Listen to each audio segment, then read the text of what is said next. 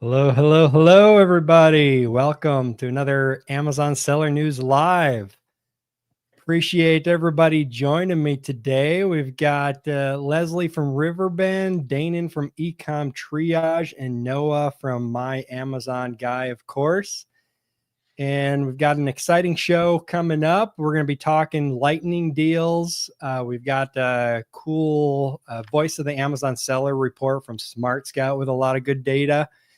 Some Amazon haul news and some inflation rate news as well that we're going to dive into. So appreciate everybody out there joining us. If you are watching live, feel free to throw some comments, questions, concerns in there, and we'll bring them into the show live and get them answered for you or talk on them, whatever the situation presents itself. But yeah, I appreciate you guys all joining me. If you're ready, we can go ahead and dive into the news. Good to be here, buddy. Let's do it. All right, let's do it. So a couple stories actually from Smart Scout today. Scott Needham, of course, is putting out some good data lately. So this one caught my attention. And it's Amazon Deals Breakdown, Key Insights for Sellers. So Scott Needham analyzed over 14 million Lightning deals and 29 million Prime exclusive deals, revealing that Lightning deals average a 19.6% discount, which is pretty good, 20%. good discount, while Prime exclusive deals came in at 16.9% on average. Apparel dominates both deal types big time. But here is the surprising, or maybe not so surprising.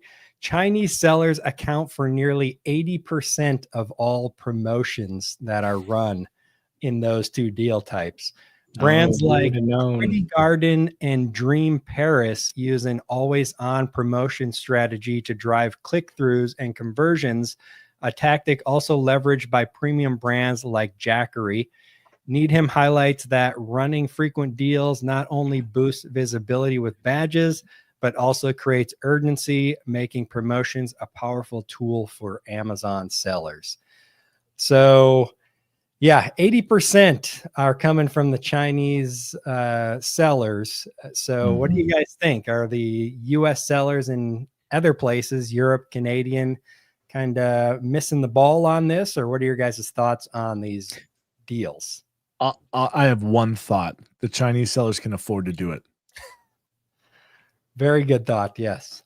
It's not even surprising, honestly, that it's that high. I honestly wouldn't be surprised if you said it's like 95%, right? I mean, the big thing at the end of the day is that they can afford to do it, like Dan said. It's just easy for them because they're already putting out a price that is way lower, and they're like, yeah, let's just throw an extra discount. The thing that I will say is kind of surprising is the always on strategy, because typically speaking, that's supposed to, at some point in time, lower your average selling price, which is supposed to then, after a certain period of time, become your selling price. And you're not supposed to be able to keep a promotion on all the time. So yes, I'd be curious to see how they're doing that. Unless maybe they're switching it through like different ASINs, and that's what they mean by like always on. But yeah, so I know that there are a number of companies out there that there's a new deal every single week, and it's not always 20% off today, 20% off tomorrow.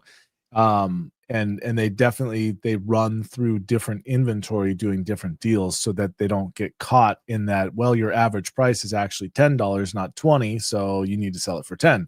Or if they're doing a lightning deal, it has to be, what is it, some percentage below your lowest price, average price in over some period of time. I don't remember the details, but something like that, right? Yeah, you usually have to have it. I believe it has to be a minimum of 5% below your average selling price within the last 60 days. Okay, so it's not so bad. No, I mean, it's not horrible, but it's still, I mean, if you're on like an always on price, and that's it, I've ran into issues in the past with sellers who do like that long-term always on promotion discount, and it does exactly that. And then when they want to raise it back up, it's a real pain in the butt, right? Because if you've been for 6, 8, 10 months on one price and your average price is now that, trying to raise it up even 8 to 10% every week. Eventually you get to the point where it's like, oh, we're raising it, 5 cents a day to try and get it back to where it needs to be. Yeah, I wonder if they're just rotating through the different deal types, like using lightning deals and prime exclusive, and then maybe just doing a sale and then running a coupon and kind of looping back through them to hack the system a little bit. I would imagine they are, because things like promotions and coupons don't actually necessarily always affect the average selling, and rather they will affect some things along the lines of your like reference price, right? So like your reference price and your average selling are going to be different than like your was price, for instance. Yeah, that'd be interesting to find out. We might have to throw that question over to Scott and see if he can find any data on that, how they're managing to continually running discounts without Amazon popping up and saying, hey, this isn't actually a discount. But of course, we know Amazon doesn't always equally enforce the rules. So that could be part of it. Well, this also shows a very different mindset between the Chinese and how they sell, and a lot of American sellers and how we sell and have sold.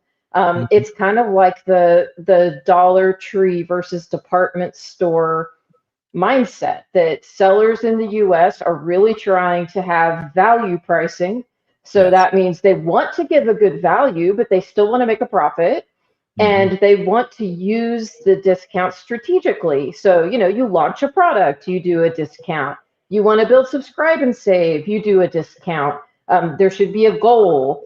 And it'll be interesting over time to see if the US sellers feel like they have to start abandoning these long-held retail business principles because they are competing against the Dollar Tree Chinese strategy on Amazon. Yeah, it's definitely a good question, and we'll have to wait and see. I think, in my opinion, there's always going to be a market for a strongly built brand, and a brand that you feel like you can trust, even though we're in an age where Amazon is basically trying to eliminate the need for a brand, essentially, and just get stuff. I think there's a lot of people that are still going to want something that they trust and a brand that they trust. So if you can build that, then you're going to be able to have that premium price, and you're not going to want to be seen as discounting all the time. It's going to be more, something special when it happens than always discounting. Yep. I agree. Yeah. So the other thing that caught my eye here too, which I don't think is really surprising, percent of lightning deals from first party brands, 0.6%, with an average discount of 22%. So almost no discounts are being run from 1P brands versus 3P. Almost everything is 3P. So not too surprising, but it's I would think it'd be a little bit higher than that, but apparently most of the brands, when they're doing 1P, they kind of look at it as selling to like a retail store. They're not worried about the promotions. That's up to the retail store more than anything. A lot of times. Oh, sorry, Noah. Oh, you're fine. I was going to say real quick that they already feel like they're getting hammered by the co-op, and they are, right? So they're already getting hammered by the co-op and all the other negotiated fees, in air quotes, that Amazon hasn't negotiated for the last several years, and they keep jacking up the fees on 1P just like they have on 3P. So I think a lot of the 1P guys also, they don't really know how to run great ads, run great promotions, run great deals on Amazon. They aren't really that educated in the Amazon space just because they are a vendor. That's never been their goal. If they wanted to do all that, they'd probably be 3P. Not saying that they're not great sellers, just it's not where they spent their time and effort learning those strategies. Yeah, I would definitely agree. I think a majority of the 1P brands are just kind of set it and forget it kind of mindset. Send me the purchase orders and we're good to go. And they don't really want to care about Amazon, which can be to their detriment, I think, a lot. There's a lot of really good brands that do that, and they lose a lot of market share to the Chinese sellers, especially that way. But that's why people like us exist. Yes, for sure. Yeah, all of us really. I mean, we all do it in one way or another, helping brands that are selling on 1P that probably should be 3P. We can help them do that. Yeah. That's why there's a market for it, because Amazon is difficult. I'd wager that Leslie, you probably deal with the greatest number of 1P sellers out of, if I had to guess, out of anyone in the industry. So I don't know. We have quite a few that we do work with, and you know what's fascinating, Danon? We have actually used this particular talking point as a strategy to try and get someone's 1P account back when they were suspended for quote unquote business reasons. That's when Amazon just won't tell you why they've suspended your 1P account, or the ones that they've just, said we're not gonna do, deal with y'all anymore. And we've actually used the strategy of, hey, we've actually been running ad campaigns. We've invested this much in ads. We've been doing this many deals. We are building the brand on Amazon over and above the co-op. And so you should let us sell it. And it's actually worked. Not every time, but it has worked sometimes, because you're showing them you've actually got skin in the game and they're making more money off of you. It's been a fun strategy, because like we were talking about, most 1P, they just don't bother. They don't want to go there. Yep. Yeah, it's awesome data for sure. I don't do a ton of Lightning deals or Prime deals myself. Just occasionally. Never done any. I'm definitely in that camp. I'm definitely not in the Chinese seller camp with the always on promotions. More sporadic every once in a while for special events kind of thing, or like you said, Leslie, if you're doing a launch or you need to boost your ranking for whatever reason, and using it in those ways more than anything. And so, maybe that's one of the reasons that Amazon likes the Chinese sellers so much, because they're paying them all those fees for the running the Lightning deals and Prime exclusive deals. I mean, let's be honest. They didn't open up the floodgates. What was it, back in 2018 or something like that, Leslie? When they opened it up to Chinese sellers, something around there. Around then, yeah. Yeah, they didn't do it because they thought that they were going to play by the rules, or knew that they were going to play by the rules. They did it because they knew that they'd be able to go, okay, we're making $5 billion off of all these 3P sellers that we have, but we could make $12 billion if we open it up here. And existing customers or existing 3P sellers be damned, which it did in many cases for a lot of them. So between Amazon Basics and Amazon Essentials, and then opening up the floodgates to direct from China sellers, it definitely it affected a lot of people. It changed the game in a big way. It made what used to be profitable products unprofitable, and competition stiff. And it was around that time that you started seeing a whole lot of fraudulent products coming in, which led to the transparency program and brand registry and all these Amazons. I think got 4 programs to protect your brand, and most of them cost you some extra dollars or cents here and there, and all of them have been introduced when it was opened up that you could go China direct, with the exception of, I think, brand registry might have come earlier, but this is for profit for Amazon. Like they got enough griping from us, said, hey, these guys are literally breaking the law. And they're like, oh, well, cool. I mean, we're in Seattle and they're in China. We don't recognize the law. And I'm like, no. Yeah, you do. And so they come out with this program, and it was broken the first time they got it out. It literally did nothing. Yeah, I'll stop griping. All I'm saying is it was a profit play. They opened it up because they could probably more than double. I think more than 60% of the 3P sellers are direct Chinese sellers. I think I'm not saying they're all bad either.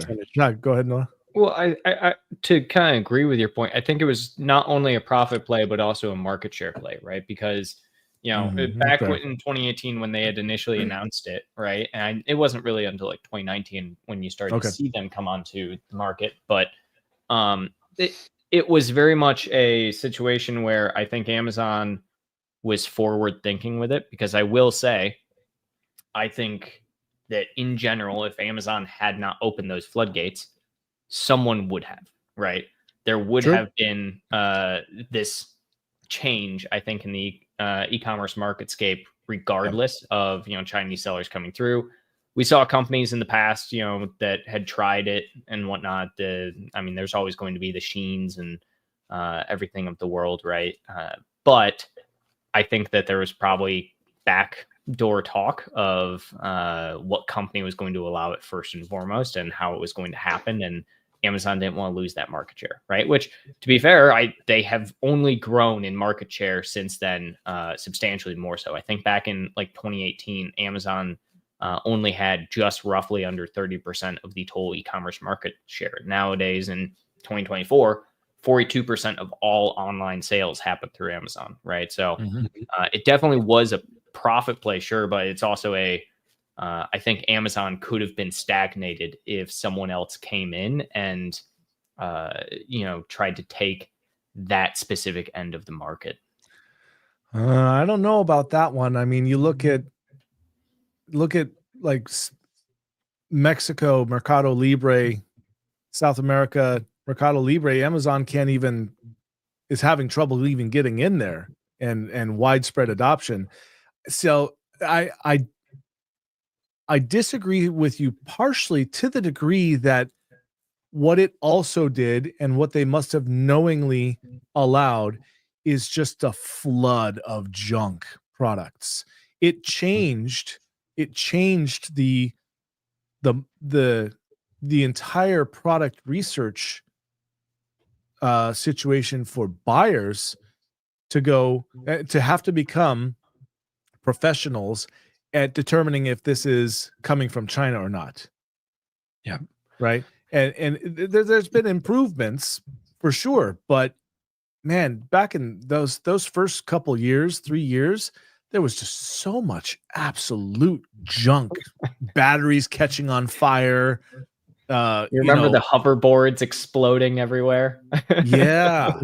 That was the really big one, I think, is hoverboards. Like, there was a million companies that came out with them, and all the US companies got screwed because they started, and then that's right when the Chinese started to come in, and there was tons of hoverboards in the news that were having batteries explode, and it was a huge problem. I'm definitely not the normal buyer on Amazon, but I do 90% of my shopping on my desktop computer so that I can have my Helium 10 plugin open and I can see, what country the seller is from. So I can just skip past anything that's not in the US or the EU or something like that to try to find something that is hopefully going to be decent for whatever I'm looking for. And I always have to shake my head when I get like a gift or something like that, and it's like the name is like Zhilong or something like that, and it's a gift for the baby or something like that. I'm like, I don't know if I really want to give that to her. Yeah. Who here remembers the toggle at the top right of Amazon where you could toggle it to only buy from US businesses? Does anyone remember that? That back. Etsy still has that, which is nice. I wish Amazon would bring that back in. That'd be awesome. Yeah. It would be very helpful, but that would just draw attention to the problem, and I don't think they want to do that. Yep.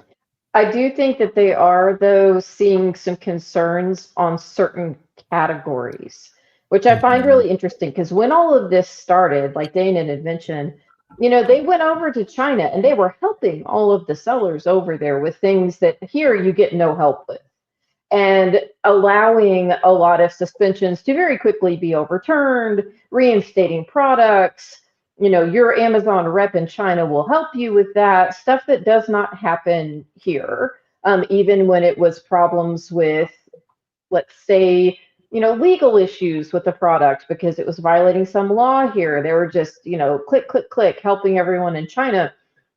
With the new product liability lawsuits, and all of that is still a little bit up in the air. The Supreme Court hasn't heard that yet. But there's an appeals court that assigned product liability responsibility to Amazon for products that were sold by a third-party seller. And as y'all know, when someone is in China, no one here can sue them effectively. That just doesn't work. And so I'm seeing a little bit of a shift, not much, but a little bit of a shift when we're helping sellers is with topicals and consumables. Amazon is afraid of some of these China-based topicals and consumables. I have a client right now who sells a consumable that is in a really super hot supplement category. And they are off the platform right now. They were suspended. And you would not believe the number of knockoff products that have appeared on Amazon. And when you go through and you click on each one, they're all from China. And y'all, these are not something that you would feel comfortable having on or in your body, or like you mentioned, Todd, your child's body. You need to trust me. This is not something you'd be like, oh, cool, I'll just get that from China. There's no way you would be okay with this. And it looks like it is my client's products. And Amazon is starting to get a little bit of fear around, at least in that category, some of this stuff from China, because they know that if something happens and there's a lawsuit, that the Chinese company is going to be nowhere to be found, and all of the liability will only attach to Amazon. So I'm interested to see if that has any impact at all and helps out the U.S. seller over time. I don't know, but it's just an interesting trend for us to watch. Yeah, I sure hope so. Yeah, go ahead, Noah. I'll counterplay that with, I think Amazon doesn't care at all. And my favorite example of this is last year, and actually continuing into this year. We had a client and whatnot with supplements, actually. And we had to purchase hundreds. And when I mean hundreds, I mean I have probably an entire pile of around 150 plus of these bottles sitting next to my desk. Send pictures in. One of them is, send pictures in. Every single one is a different seller. It is a client who they do not sell their product anywhere else, and the only places that they do are retail, and they know exactly all the time. I don't think Amazon cares about their liability when it comes to things like this because, there's been lawsuits threatened. There's been situations because at the end of the day, Amazon just views it as, oh, somebody is selling this other product, right? And they don't care if a new seller is popping up every other day. It doesn't matter how many reports. I mean, for reference, we have taken down from this specific listing well over 500 different sellers who were selling the product, right? And it's every single one is a counterfeit fake version of the product, all supplements. And I think it's a big thing of, I'd agree with you, Leslie, that Amazon probably knows there is some liability there in some capacity, but that's also why they force every single seller to do liability insurance. Because at the end of the day, it's just pass through. And Amazon actually doesn't have that liability. And they, as part of their terms of service, can push that liability completely over to the seller side of things, saying, hey, it's not our responsibility to make sure that this happens outside of compliance documentation, which if Amazon does everything with compliance, like they did last year, where they started kicking off a bunch of supplement sellers who had they found that they had forged documents for compliance. That's the biggest thing, right? Amazon did that last year. That was their big push in the supplement industry, is if you forged a document, but if these sellers can somehow have a document that's not necessarily forged, right, quote unquote, in the way that you initially think about it, Amazon's liability goes as far as that, right? That's why they have Compliance Central. That's why they have all these. And so that's where situations like this arise. And I think Amazon doesn't care so much about the liability as much as they care about, at the bottom line, profit margins, right? Somebody can sell anything they want. It depends on the case in the Court of Appeals, though, because there are competing rulings right now, and one of them assigns liability to Amazon and one does not. And so if if they lose on that, then everything in terms of service does not matter. None of that will matter, and it will attach to both the seller of the product and to Amazon. So, and I agree with you, Frontline does not care. Frontline doesn't care at all, but I think some of the people in category, like people in beauty and health, some of those higher ups are starting to care. Also, I think a lot of the push for healthy products, people in the marketplace pushing for healthier products and knowing the ingredients and things, that could affect them too. So much of it depends on which way that lawsuit goes. Yeah, Amazon's not going to give two hootenannies until they get slapped hard in the face. Yes. Realistically, the fines and the threats need to be greater than the profit margin. Yeah, exactly. Once that happens, then they will care enough to change. Or public perception can be a big motivator as well. So, like Leslie said, it all depends on the outcome of those legal cases that are working their way through right now. If it comes down that Amazon is liable, they're going to care really quick, and they're going to push it all back on us as fast as possible as well. Make us, dance my puppet, dance kind of thing. Yep. That's always the goal. 100% true. Yes, for sure. All right, we had a couple comments I just want to throw in here, and then we can move on. So Craig Sear says, there's so many allowances Amazon takes for 1P brands that it's hard for them to justify discounts throughout the year. And then he said the margin hit 1P takes on discounts for these promos, in my opinion, is hard to justify it. So he's talking about running the promotions as to why the 1P doesn't run the promotions at all. Yeah. Totally agree. The co-op fees are painful, man. They're huge. And so many 1P sellers feel like they don't get anything out of the co-op fee. Like when you pay the co-op, you expect, like, I would want to report. Let's pretend that Amazon was accountable to everyone, right? Yeah. So wouldn't you expect to get some report at the end of the year that's like, you paid this co-op fee and you got these benefits, and we think this marginal amount of your sales came from this fee. You would want to see. They just don't care. Yeah, that's one tactic that I always try when I'm talking to brands and stuff that are selling on 1P. I'm like, look at your listing. You got like one blurry photo, no bullets, no description, a short little title. It doesn't even say what the product is. It's like Amazon doesn't care about you even a little bit. Yep. So let me sell your products, optimize your listings. I'm going to care a million times more than Amazon will ever care about you. Amen. Yep. Yeah, for sure. All right, cool. Let's go ahead and jump on to the Voice of the Seller report here. So another one from Smart Scout. So the Voice of the Seller report provides valuable insights into current economic trends, emphasizing the increasing importance of social media as a sales channel. Notably, 56% of sales professionals leverage social media to discover new prospects. For Amazon sellers, integrating social media strategies can enhance product visibility and customer engagement.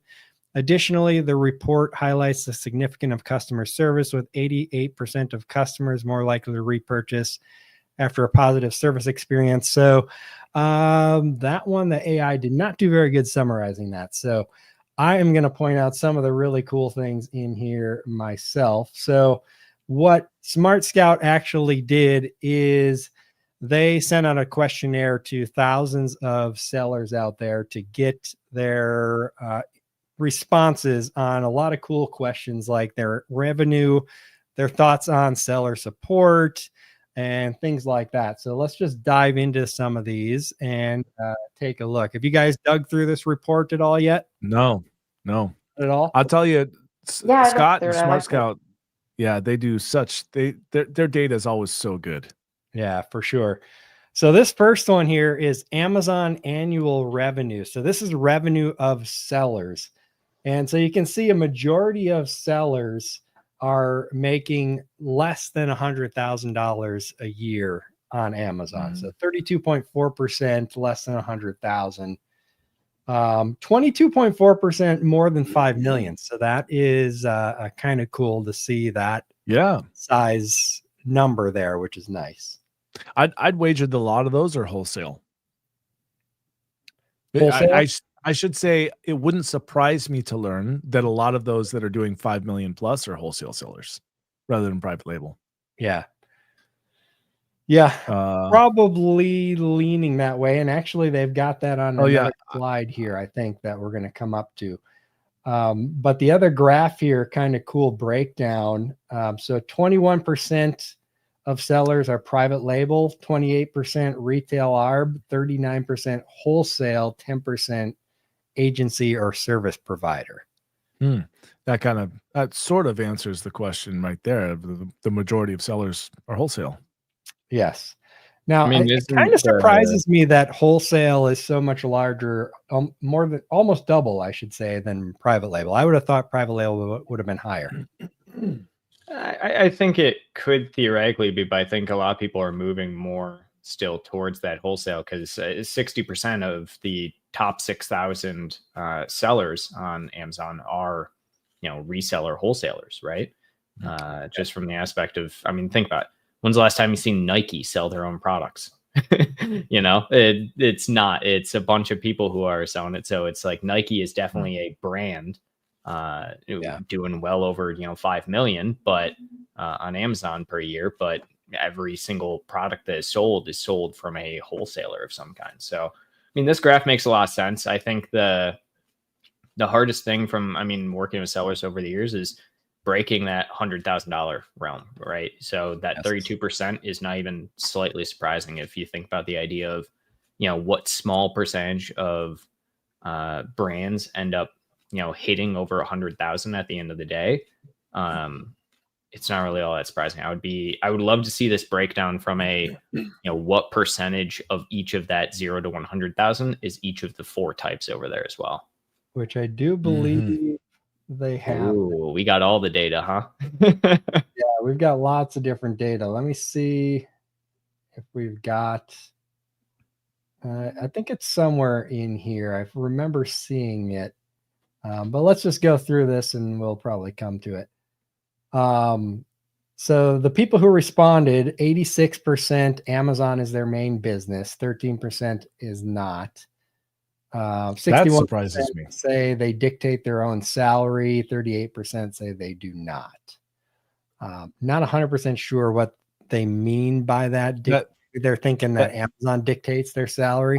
I think that means basically, are you the brand owner or do you work for the brand? Yeah, no, that's true. Yep. Somebody who's working for someone versus a business owner kind of thing, probably. Yeah. But kind of cool, but could be risky. Amazon is your main business.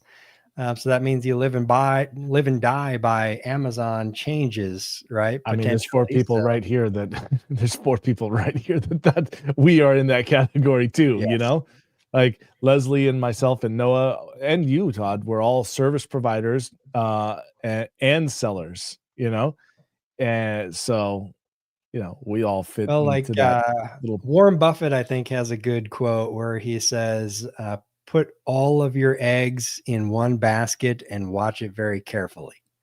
So so Dana, do we even count as being diversified if we sell on Amazon and we're a service provider for Amazon? No, I don't. So I don't think so. I think that, that those of us that are sellers and service providers just went, hey, I'm going to diversify away from only being a seller and also help sellers, right? Because based on your experiences, like you are one of the, if not the premier agency that helps sellers get their stuff straight and back onto Amazon and stuff like that, right? And if they didn't have you, there are a lot of businesses that would no longer be here without Riverbend Consulting because sellers don't have the experience or knowledge to fix this stuff. And when even if they do, sometimes even then it doesn't get fixed. Like I should have come to you when this happened back in 2020, whatever it was, when all 4 of my Seller Central accounts got shut down, and it took me 4 months to get them back. Nightmare. And it killed our business. And now granted, there's a lot of things that I knowingly don't do correctly, like I don't run ads and stuff like that, but we did not recover from our sales velocity. We never recovered from our sales velocity on that. Part of that's due to, well, it doesn't matter what it's due to. We just like getting slapped after being I've never had my account suspended in 15 years, except for that one time. And it killed us. So, well, and you know what? Part of the survey talks about fear of suspension, and thank you for the kind words, Danon. But part of this survey actually talks about like how afraid are you to be suspended, and what would it do to your business, which I thought was fascinating. 100% of people are afraid, and the rest are lying. Right? Have you been suspended on Amazon? 64% no, 35% yes. Have you been suspended? Yes, so 35% of sellers have been suspended. I think I'd be curious to see like what the percentage breakdown here is, well, for like how many people have been suspended, but how many of that percentage as well who have said yes were able to like break out their suspension, right? So like for instance, we deal with like count suspension all the time. We hit like a 94% success rate in getting suspensions lifted. But I'm kind of curious, is that like standard across the board? Like how many people are really realistically getting suspended, having their account revoked entirely, and then just needing to start up a new one, right? And I think it's a common concern that everyone has, because so many people, I mean, I've had my account deactivated before, right? Yeah. And it's a terrifying thing if you like don't know what to do. And you have people like Leslie over there, and ourselves who are constantly dealing with this and seeing all of the different reasons Amazon will do it every single day. And so the average seller, I think, just doesn't even know how to deal with it. So it's interesting to see that kind of number and like what the success rate those sellers might even have, like dealing with it themselves versus seeing like success rate of other businesses as well. Yeah. So I wanted to point out I'm sorry. Go ahead. No, Dana. go for it. Okay. Well, just a quick comment. Just look at this. He knew that everyone's afraid of being suspended, so he asked them what percentage out of a scale of 1 to 10, how afraid are you? And everything is above the 50% mark. So for me, I'm rounding up. Everyone's like diarrhea afraid of being suspended, like pooping their pants, like it's gonna happen. I just know it. I'm being a little facetious there, but it's kind of like it's almost like it's not about if, it's about when. Well, and I also wanted to point out the seller suspension by annual revenue size, because there is this myth out there that people think if you're smaller, they're more likely to come after you. And then other people think if you're bigger, they're more likely to come after you. And really, this shows where it shows the people who say, yeah, they've been suspended. It's pretty even. And the bigger sellers actually have had a higher rate on the yes. Let's see, it's like 28% for really small, and then jumps to 44%, and then back to 32% and 32%. So it's not like there's some dramatic difference. There it is. There's not some dramatic difference in size of who is getting suspended. And I can attest that I've worked with some of the largest sellers on Amazon, like enormous, that sell so much that it blows your mind kind of sellers who've been suspended. And they're good sellers, good people. They're not shady. They had errors that were made by their team, and Amazon took them down. And you would think Amazon would say, you do $1 billion a year on Amazon, we want those fees. No, still suspended them. And then like little mom and pops, they get suspended too. So I loved this because it kind of throws out that whole, if you're big, they leave you alone. No. I can't remember who it was. I think it might have been John Elder on LinkedIn. He had posted a couple of weeks ago. He posted a Reddit thread that someone had put together. Yes. Yeah, and it was somebody who, it was very obvious that it was somebody who works for Amazon seller support, and they talked about the process of how they would be punished if they marked something as yes and reinstate an account or something, and it turned out to be inaccurate and they shouldn't have done that. But they would never be punished if they said no to everything. So they just said no to everything. And that was like a moment where I'm like, yeah, this clears up a lot of information, like makes it very obvious. Like, why does this happen for sellers in general? And it's because you have somebody who doesn't know Amazon, doesn't actually know terms of service or anything, gets something thrown across their desk, and they're like, I could spend, 25 minutes digging into this, figuring out if this is going to be a real thing, or I could just click one button and be done with it. And, I mean, there was a recent story I think we put out as well of a brand that was doing, as like Leslie's saying, huge numbers. I mean, I think they were doing like $40 million a month. The baby brand. It was the so baby this brand, is a cool slide here. Sorry, we lost you for a second, Noah. All good. Yeah, sorry, no, I thought you were done talking, but you just glitched out for a second. So I didn't mean to talk over you. No worries, Todd. With seller support, I thought this slide was pretty interesting.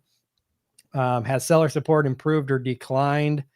45% declined, 42% stayed the same, 12% improved. So I'd be curious to talk to those people who said it improved, but they probably work for Amazon. Yeah, probably. And Amazon, I hope you're listening to this because you need to know this. Does Amazon seller support hold you back from achieving your business goals? 60% yes, 40% no. And I would definitely be in the yes camp with that. They frequently hold me back from achieving my goals. That's for sure. What you mean? Just because when you upload a flat file because you wanted to change the bullet points for your product because you determined there were better keywords and they wouldn't take, even though you had brand registry, and so then you opened a case and no one would help you. So then you opened a case with brand registry and no one would help you. So you re-upload the flat file and it still doesn't work. And you open a case and they say you're not the brand owner, so you can't change it, but you try to anyway. You mean that's holding you back? What's wrong with you, Todd? Yeah. I had two situations recently of products that I sell wholesale. So I don't have, exclusive on them or anything, but they sell really well for us. And we're one of the only sellers that are on the products. Both of them have had hijacking attempts where someone changed the brand name to some just random letters. And so in both of them, I had the exact same problem. So I send a case to seller support saying, hey, someone is attempting to hijack this listing. They changed the brand name from what it was to this. And I send a screenshot pointing out, the brand name on the product, the brand name all over the listing and stuff. And then I say that I'm not trying to change the brand name or anything like that. I'm just pointing out that someone's trying to hijack this. I'd like you guys to look into it and revert it back to the correct brand name. Both times they reply with the email and say, if you want to change the brand name of a product, that's not allowed according to Amazon's terms. You need to create a new product. It's like, did you even read anything that I wrote you? The answer is no, Todd. It's like this. I've said this a number of times. I think even on this live stream, but I firmly believe that Amazon's like the IRS. The first answer is always an automated no, because it probably eliminates 70% of the work that seller support actually has to do. Yes, 100%. Guarantee it. Well, like Noah was saying, I mean, they're getting paid to close tickets faster. It doesn't benefit them in any way to actually try to help.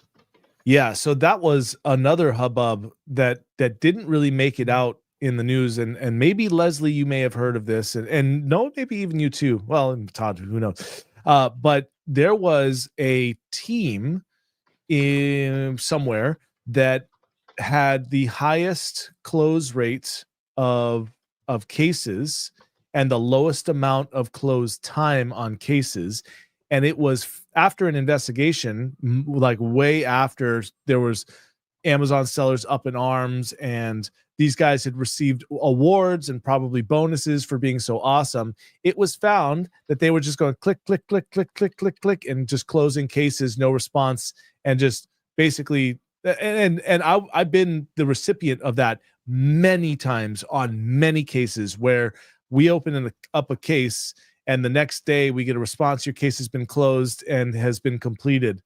And it was like, what the hell? We've never even received anything. So it's, and back to what Noah was saying about that Reddit post, that person, bless them for coming out and saying what happened and shedding some light. But at the same time, like, I don't appreciate that they didn't have the gumption to say, hey, this is wrong. In that post, the person said, I definitely cost at least some millions of dollars. I'll bet you that person has no idea truly what the cost has been to these brands. And mind you, these are families. These are husbands, wives, fathers, mothers with children. Like, we all have kids to take care of, not most of us do. And this person is, what they were doing was suspending accounts is what was Dana, happening. I hate to tell you, but I can actually make that story on that Reddit thread worse. Oh, okay. Sure. I believe you. So Amazon has, for probably as long as they've had enforcement, but for at least 10 years, they have had a metric for the people in seller performance who are frontline handling cases. They've had a metric for, did you reinstate someone or approve something that later came back and proved to be a problem? And then there is also a balancing metric, which is, did you fail to reinstate someone who it was escalated above you and they were in fact reinstated and then everything was cool for X number of days? But as you can imagine, the first of those is weighted more heavily than the second. And that has been in place, like I said, for at least 10 years. So there is definitely a lot more fear about reinstating someone or approving something that could come back. And then let's say that they did some brushing or there was some fraud on the account, they've got to blame that on someone. So if you approve them and then they turned out to be a good seller gone bad, which is actually a thing at Amazon, they call it good seller gone bad, then you are the one who could take the heat for that. And then later on top of that, they still have a 20 transaction per hour quota. Tell me how you look at 20 cases of any kind per hour. That's 3 minutes. And that doesn't include the few seconds to like sip your drink. Don't you guys miss the days of being able to make up employee Jim Bob who screwed everything up and you fired him for it, and now his kids are going to go hungry and Amazon would allow you to be reinstated for that? That was the favorite tactic, a decade ago. You can't really use that nowadays, but I think that shows like the change, right? There's also the thing that I think a lot of people don't think about when it comes to these cases, seller support in general, is the idea of volume, right? So last year in 2024, there were over 1.3 million new sellers added on Amazon, right?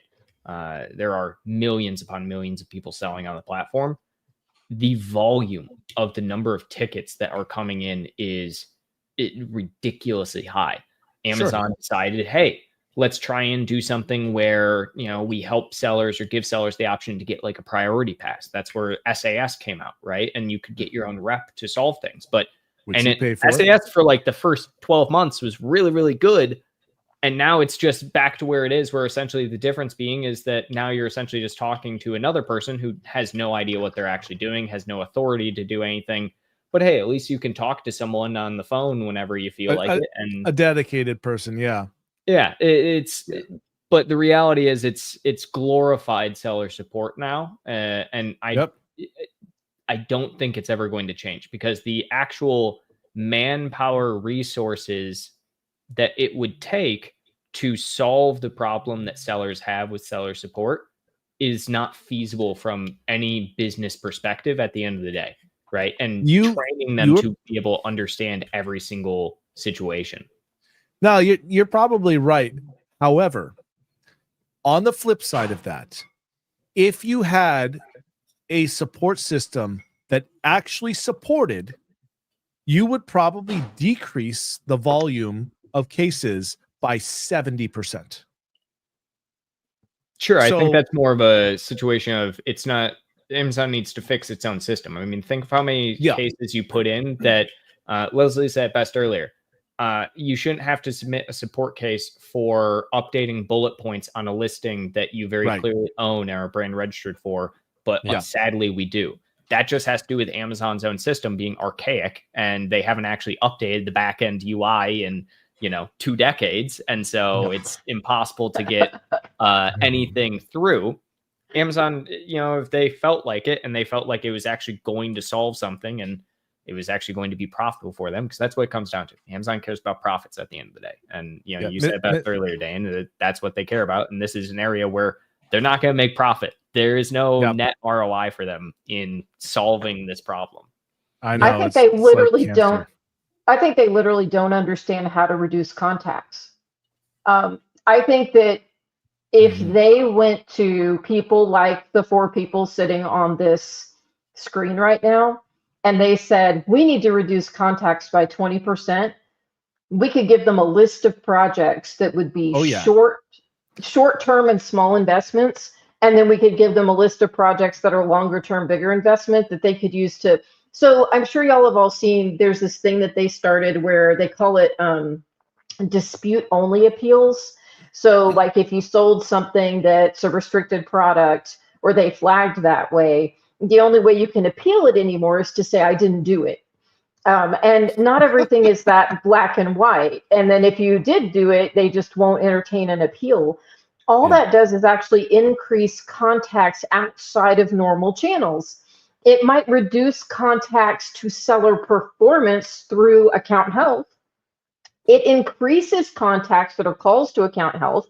It increases contacts that are emailing every executive you can get an email address to and doing all the social media, slamming that people do trying to get through to Amazon. So, clearly they do not know how to reduce contacts. And just like what Noah just said, if they actually fixed the back end where I upload a flat file for a brand I own and the changes take, how many contacts does that reduce? But they don't know how to be sellers. They don't know how sellers operate, and they never bother to find out.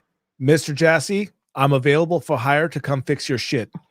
Yes. Absolutely. I've got a whole network of people that are on the boots on the ground, and I can confer with them, and I will come in and I will fix Amazon stuff. I'll do it for free if you guys get credit for it. Forget about that, Noah. No way. I'll share my salary with you because I'm going to charge them so much. Yeah, I would. I would disagree with you a little bit, Noah, on the ROI. The ROI of fixing that back end, like Leslie said, would be decreasing a ton of seller support tickets that you're having to pay someone to go through. So just fixing that alone, I would have to imagine would eliminate a ton of seller support tickets that, someone has to touch and look at. How much that ROI would be, I don't know. And it's one of those things that's hard to measure. And that's probably why it doesn't get looked at, but it definitely would save them money on support, I would think.